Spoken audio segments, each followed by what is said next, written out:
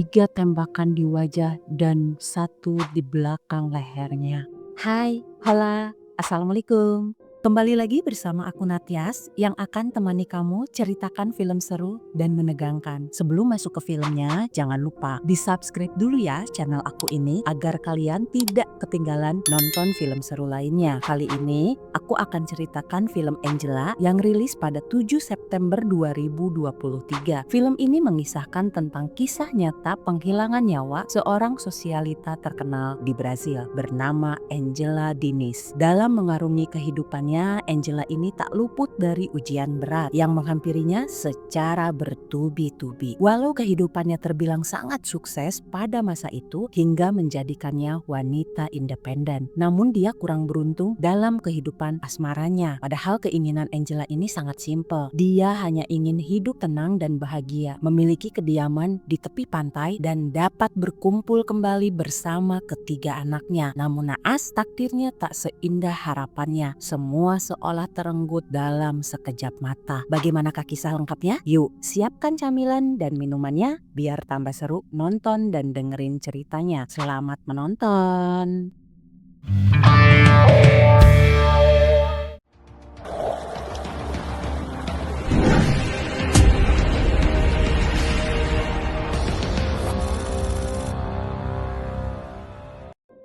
Seperti biasa, sebelum masuk ke filmnya, aku ceritakan dulu latar belakangnya ya.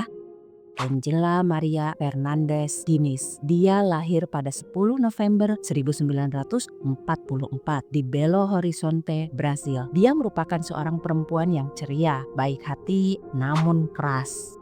Beranjak dewasa, dia menjadi sosok sosialita yang sangat terkenal di masa itu. Nah, di tahun 1962, saat usianya menginjak 18 tahun, Angela memutuskan menikah dengan seorang insinyur bernama Milton Villas-Boas. Mereka dikaruniai 2 orang anak laki-laki. Di tahun 1971, setelah 9 tahun Angela mengarungi bahtera rumah tangga, Angela kembali melahirkan anak ketiganya, seorang bayi perempuan. Kemudian di tahun yang sama, saat itu usia Angela menginjak 27 tahun. Namun dia sudah menghadapi berbagai pergolakan yang mengantarkan Angela pada keyakinan untuk bercerai. Dan ya, perceraian itu tentu tidak berjalan dengan lancar karena sang suami merupakan seorang yang berpengaruh pada masa itu. Hak asuh anak pun jatuh pada Milton, dan tentunya perpisahan itu secara otomatis membuat Angela juga terpisah dari ketiga belahan jiwanya.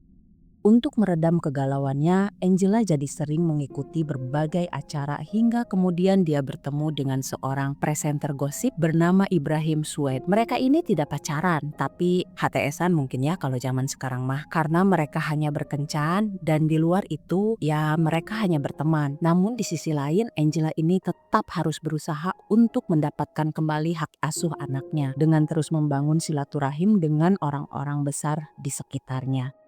Singkat cerita, di tahun 1975, Angela yang masih sangat merindukan ketiga anaknya, tiba-tiba dia nekat menemui, mengunjungi, bahkan membawa putrinya. Nah, karena tindakan itulah tak lama tersiar kabar bahwa dirinya telah menculik putrinya sendiri. Tak hanya itu, kemudian mencuat berita yang memfitnahnya. Angela dituduh menggunakan dan menyimpan narkoboy yang membuatnya semakin tenggelam dan tak berdaya. Dalam kegalauannya, Angela mendatangi undangan pesta dari seorang sosialita bernama Adelita, dan saat itu dia masih didampingi oleh Ibrahim. Namun di sana Ibrahim sibuk dengan pekerjaannya, mewawancarai para sosialita yang datang. Dalam keramaian, Angela sempat bersuka cita, dia menari dan tenggelam menikmati pesta. Namun tak lama tiba-tiba dia tak bisa menahan kesedihannya. Dia pun pergi ke toilet dan menjauh dari keramaian. Nah, di toilet itulah tak sengaja dia bertemu dengan seorang pria. Di sana Angela sempat mengungkapkan kehancurannya bahwa orang-orang di dunia ini semuanya palsu dan penuh dusta. Dia butuh seseorang yang bersedia memberikannya sebuah roket untuk membawanya pergi jauh dari orang-orang palsu di sekitarnya. Pria ini tampak naksir pada Angela. Dia sempat menawarkan bantuan, namun Angela ini sudah paham betul bahwa semua pria yang mendekatinya hanya ingin bersenang-senang dengan tubuhnya saja. Akhirnya Angela pun pergi tanpa menghiraukan ucapan pria tersebut. Di kesempatan itu si empunya hajat bernama Adelita mengenalkan diri. Dia amat berterima kasih kepada Angela yang telah menyempatkan hadir di pestanya. Di sana juga Adelita mengenalkan suaminya bernama Raul pada Angela dan Ibrahim. Angela yang sudah bertemu dengan Raul di toilet sempat nge-freeze. Dia tidak berkutik. Dia hanya terdiam menatapnya. Di sanalah Adelita mengungkapkan bahwa dia berniat baik pada Angela. Sebagai seorang ibu, Adelita merasakan penderitaan Angela selama ini. Maka dari itu, dia ingin membantu Angela dengan menawarkan agar Angela dapat menerima bantuannya. Awalnya Angela merasa tersinggung pada Adelita karena Angela merasa tak bersalah dalam kasusnya. Wong aku itu ibunya kok, kenapa mesti menggunakan pengacara hanya untuk bertemu dengan anak sendiri? Setelah dijelaskan oleh Ibrahim bahwa mantan suami Angela itu kan orang berpengaruh, hukum dan hakim yang selama itu menangani sudah memihak pada mantan suaminya, maka harus diperangi dengan lawan yang berpengaruh juga, seperti keluarganya Adelita yang merupakan keluarga pengacara yang hebat. Intinya gitulah ya. Nah, akhirnya mereka pun menerima tawaran Adelita. Beberapa hari kemudian, Angela dan Ibrahim mengunjungi villa Adelita dan Raul. Setibanya di sana, mereka disambut dengan sangat hangat dan dijamu dengan sangat baik. Di malam pertama semuanya berjalan dengan normal. Namun di malam berikutnya, Angela yang kesepian, malam itu dia tak bisa tidur nyenyak bersamaan dengan Raul yang menghampirinya. Di kesempatan itu Angela mencurahkan isi hatinya, keluh kesahnya, hingga dia menangis dan terjatuh dalam pelukan Raul. Karena merasa didengarkan dan didukung oleh suasana yang syahdu, malam yang dingin, sambil siduru di depan perapian, ditambah lagi dengan datangnya iblis Lope, akhirnya mereka berkeringat bersama dengan penuh gairah tanpa mikirin orang-orang di sekitarnya. Serasa dunia milik mereka berdua. Oke, baik. Di hari berikutnya, Angela yang cuek, dia merasa hanya melakukan cinta satu malam saja dengan Raul. Dan baginya malam kemarin itu tidak berarti apapun. Dan ternyata tidak dengan Raul. Ya, Raul yang jatuh cinta dari pandangan pertama pada Angela pun tak bisa menutupi kecemburuannya saat melihat Angela tengah akrab dengan Ibrahim dan teman pria lainnya.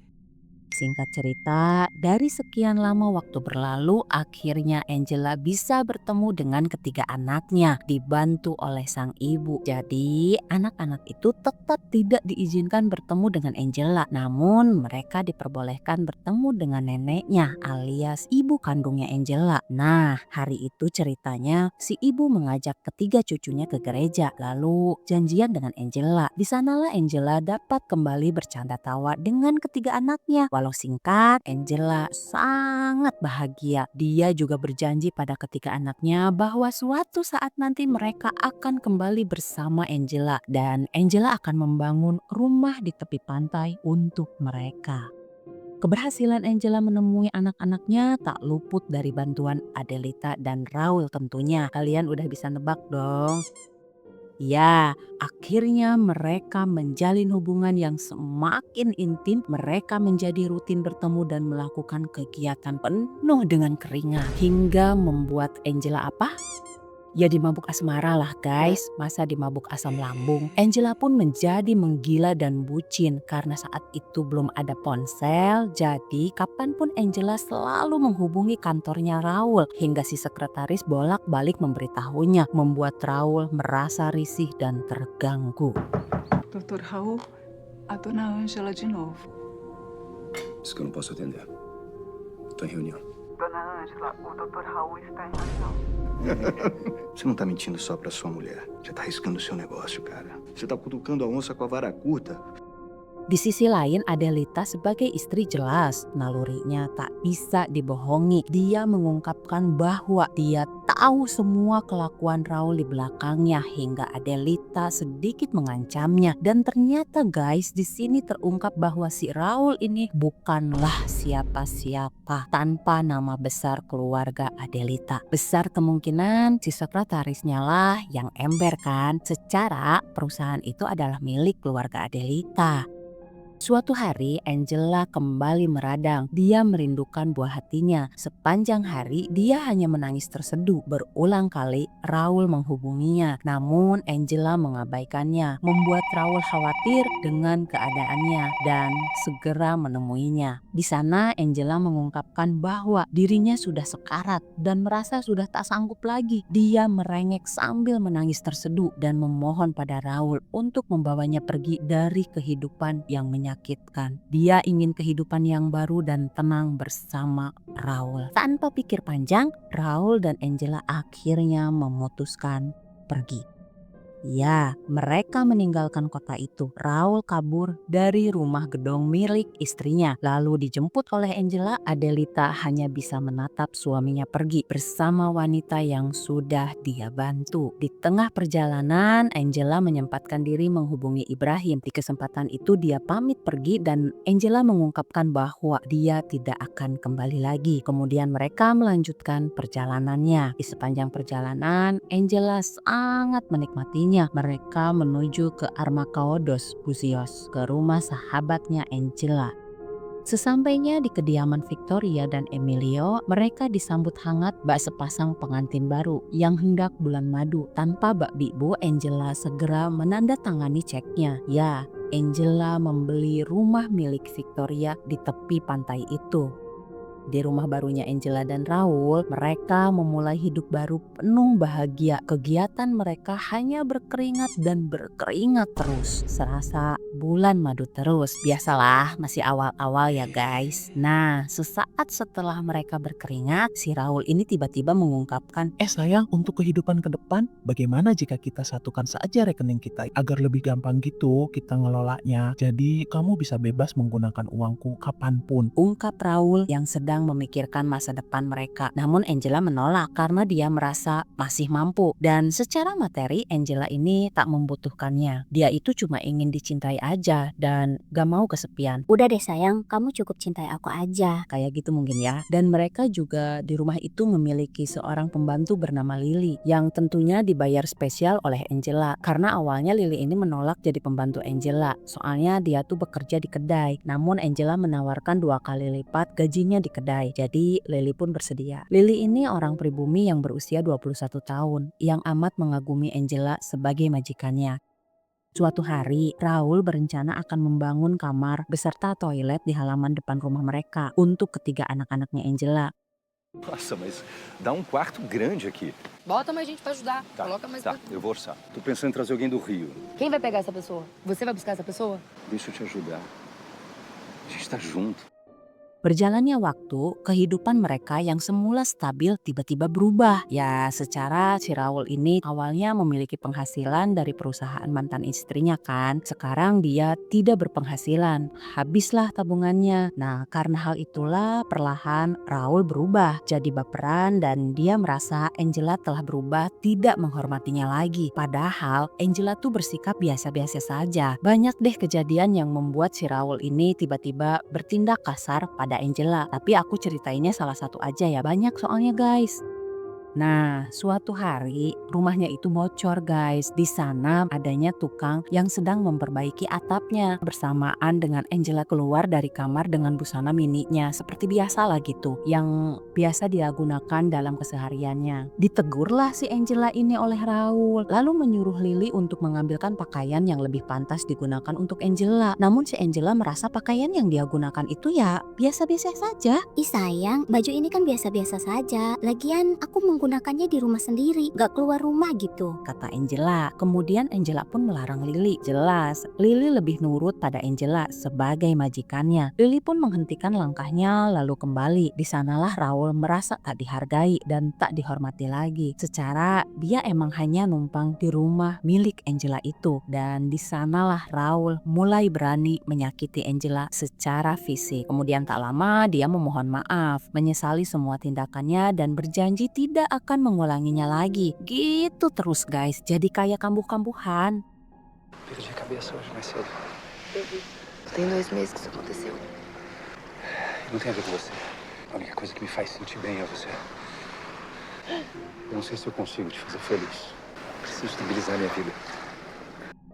Nah guys, sebenarnya si Raul ini bucin kali loh ke si Angela. Dia amat sangat mencintai Angela melebihi apapun. Dia itu kan sampai rela meninggalkan kehidupan mewahnya di kota, meninggalkan pekerjaannya yang mapan hanya demi mewujudkan keinginan Angela yang pergi dari kota itu dan terus mendampingi Angela. Namun berjalannya waktu, rumah tangga itu berjalan tanpa Raul sebagai nahkoda di dalamnya. Karena tabungannya semakin tipis, mungkin si Raul jadi merasa tak berguna lagi kali ya. Tapi alhamdulillah nih guys, akhirnya si Raul mendapatkan kesempatan bisnis dengan relasinya. Namun dia harus pergi keluar kota selama berhari-hari. Angela pun mengizinkan. Bersamaan dengan Angela, telat datang bulan alias positif hamil. Sebelum pergi, Raul berpesan pada Angela untuk menjaga jagoan ciliknya.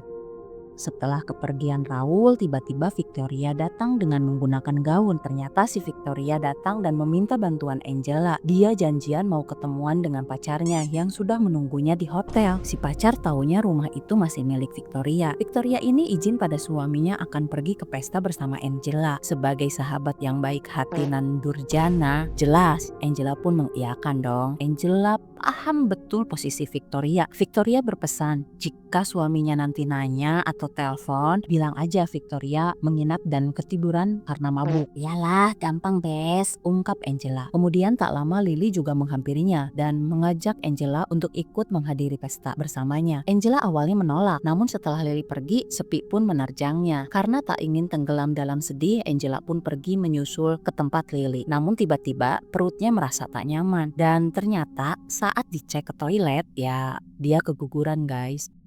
Pagi pun tiba, Raul datang dengan tergesa dan penuh kecemasan. Dia segera melangkah masuk ke rumah, kemudian langsung memeluk pujaan hatinya, lalu mengajaknya pindah untuk istirahat di kamar. Sorenya, Victoria dan suaminya datang berkunjung untuk mengucapkan selamat pada Raul yang telah berhasil mendapatkan investor dalam bisnisnya. Namun tanpa diduga tiba-tiba Emilio mengungkapkan soal acara semalam hingga Victoria pulang siang tadi dengan alasan pecah ban. Angela menjawab dengan santai, namun Raul tampak kebingungan dan pikirannya malah traveling. Loh emangnya semalam pada kemana? Tadi pagi Victoria tidak bersama Angela. Lantas Angela bersama siapa semalam hingga Angela keguguran? Bukankah tadi pagi Angela di rumah sendirian? Dan kebetulan tiba-tiba telepon berdering. Ketika Angela terima teleponnya, tiba-tiba terputus. Kemungkinan yang telepon adalah pacarnya Victoria. Dia kan taunya rumah itu masih milik Victoria. Dan tiba-tiba Desligou, Raul. Mãe, que dormiu. Você tá ficando maluco. Solta. Você ficou enchendo a cara aqui sozinha. Não tava com homem nenhum, Raul. Tem que se tratar, você tá doente. Não bota a mão em mim. É melhor eu ir lá. Calma. menyaksikan keributan Angela dan Raul di kamar, Victoria dan Emilio pun bersiap pulang. Namun Lily sempat berbisik, meminta mereka untuk tetap menunggunya. Dia khawatir Raul akan menyakiti Angela. Namun Emilio dan Victoria tak peduli, mereka pun tetap pergi. Lily menghampiri Angela yang sudah terkapar dengan memar di seluruh tubuhnya. Lily sempat membujuk dan mengajak Angela untuk pergi ke tempat ibunya dan meninggalkan Raul. Namun Angela mengabaikan ajakan Lily. Dalam kesendiriannya, Angela menghubungi ibunya. Si ibu mengabarkan bahwa anak-anak sudah mengetahui rencana Angela yang telah menyiapkan kamar untuk mereka di rumah tepi pantai. Dan mereka sangat antusias, tak sabar ingin segera menemui Angela. Di sela-sela perbincangan, si ibu merasa ada yang janggal tentang kondisi Angela yang tampak kurang senang. Padahal dia memberikan kabar gembira yang sudah Angela nantikan selama ini. Angela yang tak ingin ibunya tahu kondisinya pun, dia hanya bisa diam menahan tangis, kemudian menutup teleponnya. Angela hanya bisa menatap foto ketiga anaknya sambil terseduh. Esoknya saat situasi sudah kembali tenang, Angela menghampiri Raul lalu bicara perlahan. Dia menawarkan mobil dan tas-tas miliknya untuk Raul ambil sebagai ganti rugi. Namun Angela meminta pada Raul untuk pergi meninggalkannya karena dia sudah tidak sanggup lagi menghadapi sikap Raul. Tanpa banyak bicara, Raul pun segera berkemas kemudian pergi membawa mobil Angela. Sorenya, saat Angela tengah bersantai di rumah sambil menangis terseduh, tiba-tiba Raul kembali dan meminta kesempatan kedua untuk kembali memperbaiki hubungannya. Namun Angela menolak. Raul merasa tak bisa berakhir begitu saja. Mereka sudah melalui susah senang bersama dan dia amat sangat mencintai Angela, tak bisa melepaskannya. Angela tetap menolak. Raul pun berusaha menyentuh Angela, berusaha memeluknya lagi karena selama ini Angela selalu memaafkan. memaafkannya dan bisa kembali lagi. Namun kali ini keputusan Angela benar-benar sudah bulat dan tiba-tiba Eu não sou sua! Se você não for minha, não vai ser de mais ninguém.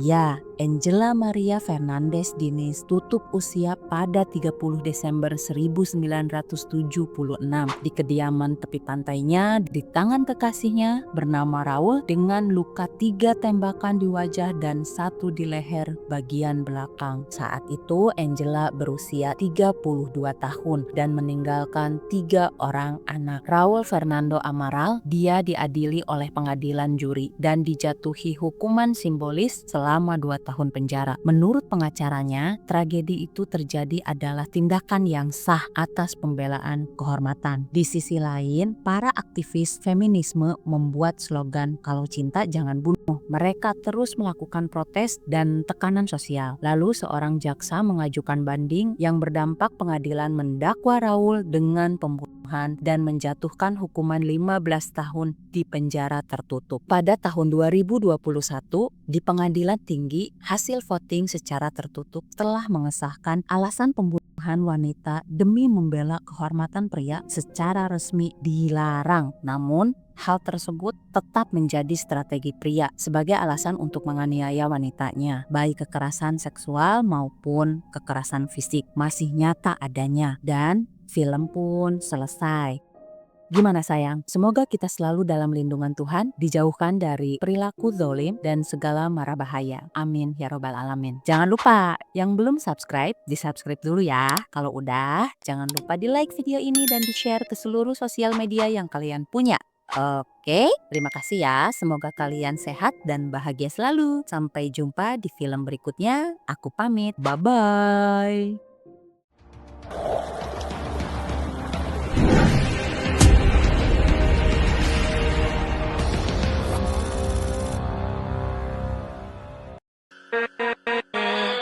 With